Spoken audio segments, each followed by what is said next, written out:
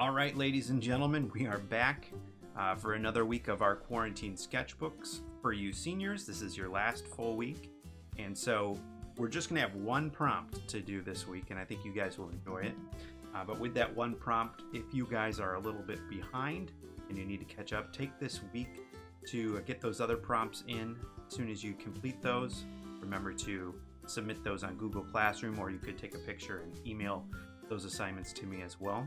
So let's take a look at it here. We are going to be working with a song that's important to you, and we're going to take an abstract concept of what that song may look like. So what does music sound like, and what do you think those sounds would look like? And so it's a little bit of a strange concept, but there's a video out there that I linked to your assignment that makes this a little bit more clear, and I'll try to explain that to you here as well. So what song is on major rotation for you this month? Think about a song that might be important to you during this time, and then pick one. I want you to listen to it over and over and again carefully, and I want you to take notes. Take notes about what the sounds make you think, as far as maybe some color notes or shapes. If you think back to our aesthetic properties, the emotional aspects of color are linked to what we call the expressive property. So if you have a bright song, you're going to use some brighter colors. If the song's a little bit darker in tone, you'll use some darker colors and values.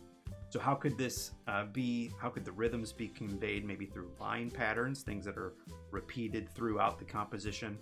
How could the lyrics be illustrated with color and value? Again, think back to that expressive property. I want you to think about your composition. I want you to fill the whole page. So thoughtfully plan that out and think about where you're going to be putting all of these little nuanced ideas that represent the song. And then think about some things that we've talked in a studio. You guys have seen this before with our abstract unit, but there's some inspiration out here for you linked to our Google Classroom assignment, as well as on our website, on the artist Wasily Kandinsky.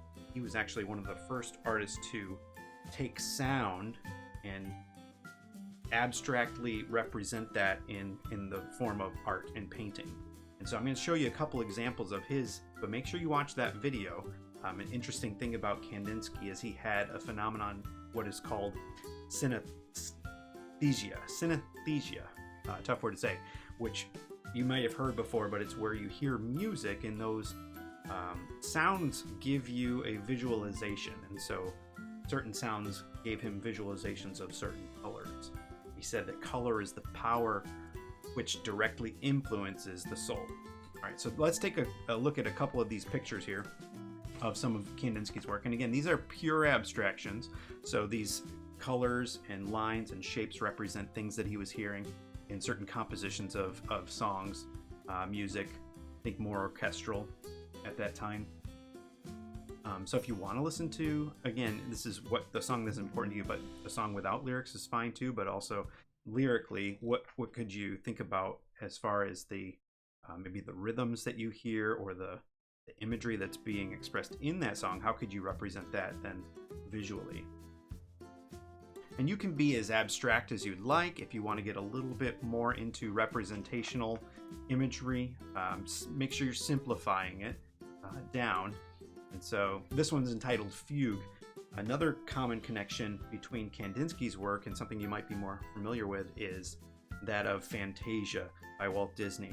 So back in 1940, he was directly influenced by the artist Kandinsky and wanted to create a moving image of what that song and sound would make us feel or think visually. And so I'm going to show you just a couple of pictures on the lower right here of those imagery. So think orchestral.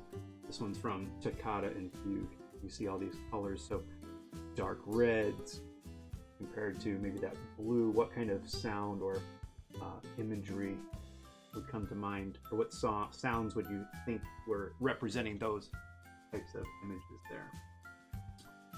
So have fun with this one. I know it's a little bit more of a tricky concept. That's why we have just one prompt this week, but take it and make it your own. And again, keep creating, stay safe out there, and we'll see you soon. Thank you. Bye.